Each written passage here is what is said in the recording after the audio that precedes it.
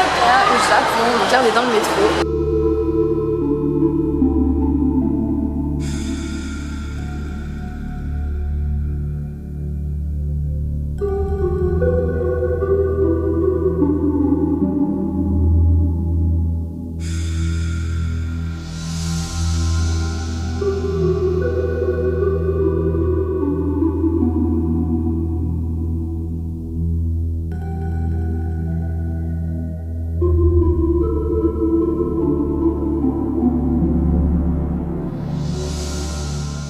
Le château d'Osaka, qui est un château qui était un château d'anciens samouraïs. Donc il est sur les hauteurs d'Osaka, un petit peu à l'extérieur de la ville, enfin quand même assez central dans la ville. Comme la ville est immense en fait, il n'est pas dans le centre-centre mais un petit peu sur les bordures. L'hiver en ce moment et il fait assez froid, donc pour un hiver ça va, il fait quand même 10 degrés. Malheureusement le château est fermé tous les jours où on est là, c'est un peu triste mais c'est pas grave, du coup on va quand même voir l'extérieur. Et puis voilà, on peut quand même se faire une petite idée juste en regardant l'extérieur qui est déjà magnifique parce que c'est vraiment un temple assez typique, super typique du Japon. Et c'est vraiment l'idée qu'on se fait des temples, enfin des châteaux japonais.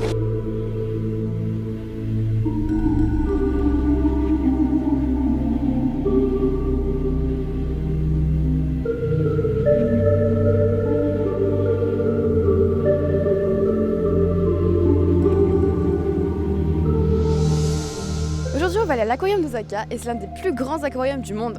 Donc, dans cet aquarium il y a plusieurs parties, on peut retrouver une partie polaire, une partie tropicale, donc il y a vraiment beaucoup d'espace avec des animaux vraiment différents, on va aller voir ça.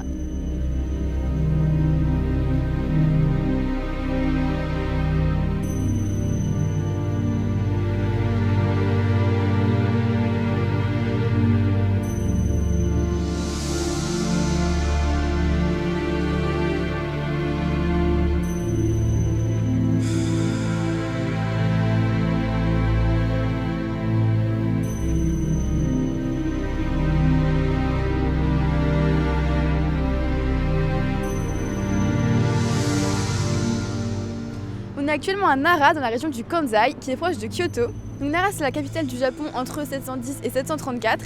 Et du coup, aujourd'hui, il y a beaucoup de monuments historiques qui sont restés et qui sont très importants parce que c'est vraiment l'endroit où il y a le plus, par exemple, de temples bouddhistes au Japon. Les deux principales religions du Japon, c'est le shintoïsme et le bouddhisme. Donc ici, il y a vraiment une représentation plus du bouddhisme, mais il y a aussi des temples shintoïstes.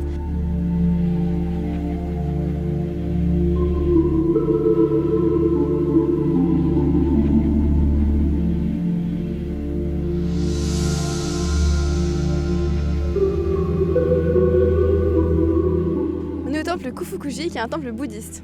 On est le 2 janvier et c'est le moment où tous les Japonais vont se recueillir auprès des temples pour prier comme c'est la nouvelle année. Donc ils prennent des prédictions et c'est en gros pour avoir une bonne année et que les dieux soient avec eux.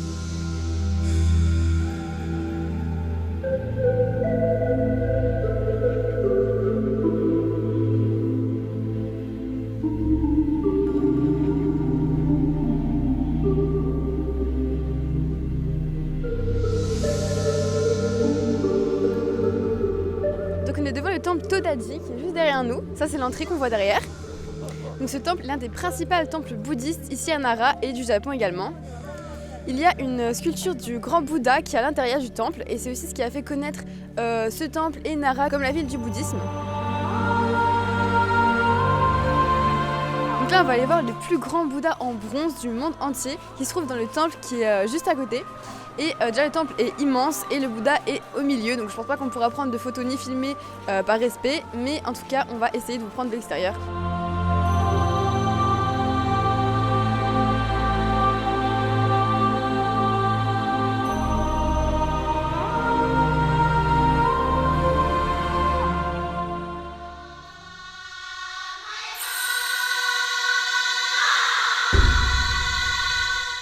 Donc là on est à Kyoto, on est parti d'Osaka hier et on est arrivé dans la soirée. Et là on va voir le château qui s'appelle Nijo, enfin Nijo, c'est écrit M-I-J-O.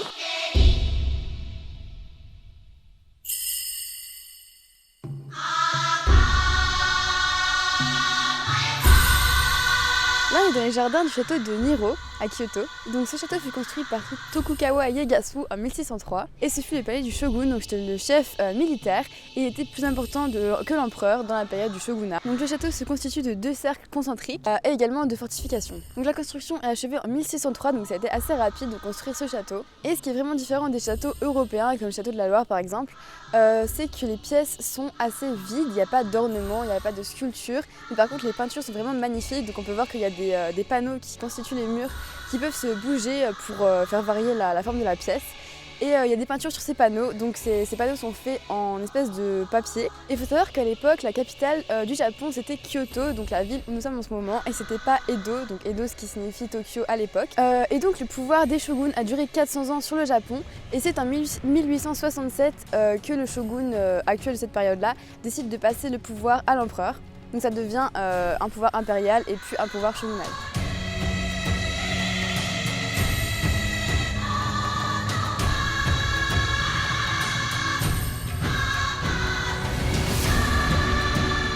On est dans le sanctuaire Fujimi Inari Taisha. C'est le principal sanctuaire de la déesse Inari et qui se trouve à Kyoto. Donc il y a beaucoup de monde comme dans les temples et les sanctuaires ici au Japon. Donc le sanctuaire de Inari est un groupe de sanctuaires disposés sur des montagnes et c'est plein de petits sanctuaires. Donc là on est dans le sanctuaire principal. Et sur ce sanctuaire il y a une montagne également nommée Inari et on prend environ 2 heures de marche pour atteindre le haut de la montagne. Ce sanctuaire est principalement connu pour ses torii vermillons. Donc c'est un ensemble de portes japonaises rouges sur 4 km et on verra ça après.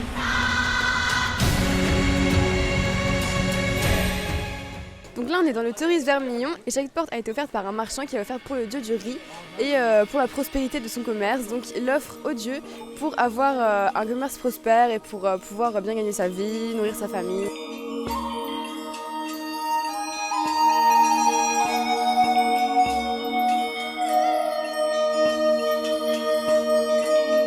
Pour les shintoïstes, parce que c'est un temple shintoïste, le kami Inari représente la protectrice du riz et des céréales. Elle est souvent associée à l'abondance. En fait, c'est devenu la patronne du commerce et c'est pour ça que ça explique ces milliers de portes en fait juste ici. Donc la superficie totale du sanctuaire est de 870 000 m² environ, donc c'est assez énorme. Et en 942, ce sanctuaire est élevé au plus haut rang des sanctuaires shintoïstes. Et en fait, c'est en 1994 que le sanctuaire a été restauré comme on le connaît aujourd'hui.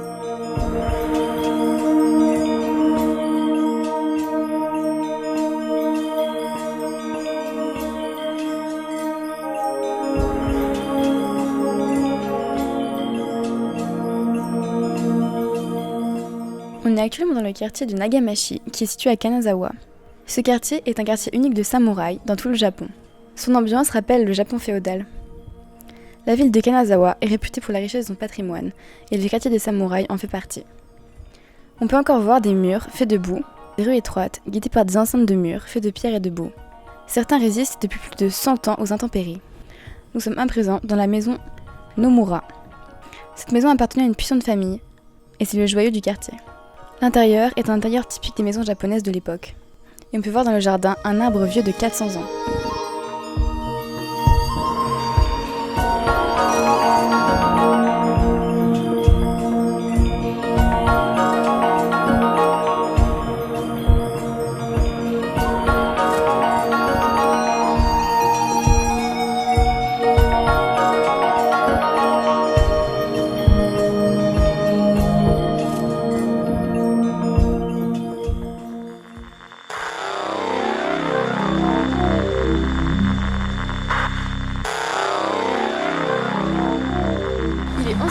Et on va prendre le Yurikamome.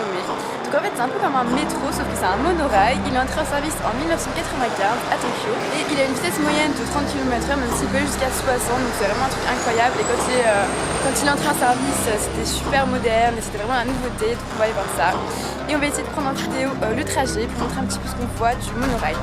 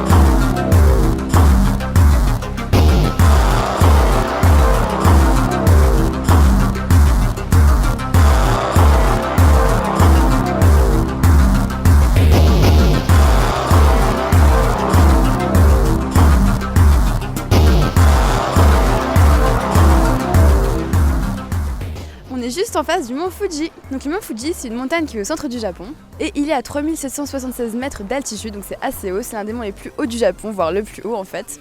Donc on est environ à 2 heures de Tokyo, donc on a pris le bus et on est arrivé ici à partir de Tokyo. Donc il faut savoir que le Japon c'est une île où il y a beaucoup d'activités tectoniques et c'est à cet endroit que les plaques tectoniques se rejoignent. Donc la plaque eurasienne et la plaque des Philippines. Donc la montagne est un stratovolcan qui est toujours considéré comme actif même s'il n'y a plus d'éruption depuis plusieurs années.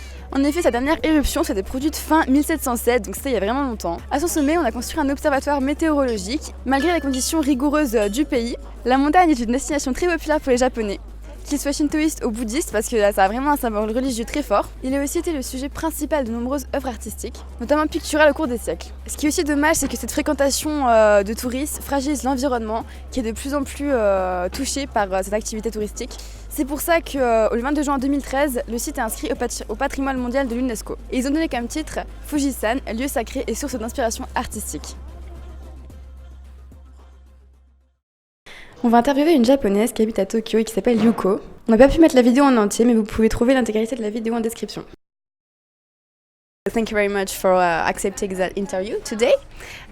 First, can you tell us a little about you, your name, where do you grow up, what country have you visited, for example?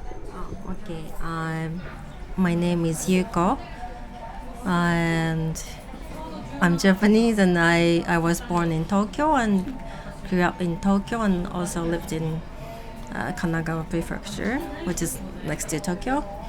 Japan is one of the world's major trading and industrial power. So, nevertheless, it does not seem very concerned by the environment. I mean, especially regarding the production of waste. There is lots of plastic. Yeah, what do you think about it? Like the environment in Japan, the waste, plastic? Do you mean that Japan's not considering enough? Yeah, it's just a question, like, what do you think about it? I see. Yeah, I do agree that we are wasting so much. Like, yes, like for example, we wrap like everything too much, like nicely. Like wrap it in paper and then wrap it in a plastic bag and stuff like that. That's too much. But people are becoming more aware of the waste we make. So, like, including me myself, many people just say, no, I don't need this. I don't need a bag of wrapper when they shop. And also, I know that, to add to the plastic bag thing, many supermarkets, like stores, have now started charging for plastic bags. So you think mentality are evolving? Yeah, it's changing, and many people are using shopping bags. They bring it with them, so that's changing. And also we have this food waste problem. Okay. I think expired food, some organizations donate them for, say, impoverished family and kids. So we are utilizing that. But yeah, we should be aware of how much food we just toss every day. I have a last question for you. According to you, what are the biggest differences between Japan and European culture? We are collectivistic culture, but in Europe it's individualistic, right? In Japan, we care a lot about what other people think and how you are supposed to behave, and like what you're expected to by others, and you care a lot about other people. But I've heard in Europe, I guess it depends on where you're. Yeah, I agree with you. Yeah, it's more an individual culture, and here it's more like everyone have to be like together and think. Yeah, like for example, everybody go to like school around the same age. Like at 18 you go to college and then you graduate when you're 22 or 23, and then like you go like you find a job and start working and Yeah. around 30 or do you get married and have kids, blah blah blah. Yeah. I mean, you feel that kind of pressure. Maybe you have that too in your Yeah, I think it's like the same. You have to be like everyone, like you said. You have to go to college. It's like the typical way of life. So. Yeah, it's changing, and people are starting to accept more flexibility and personal choices.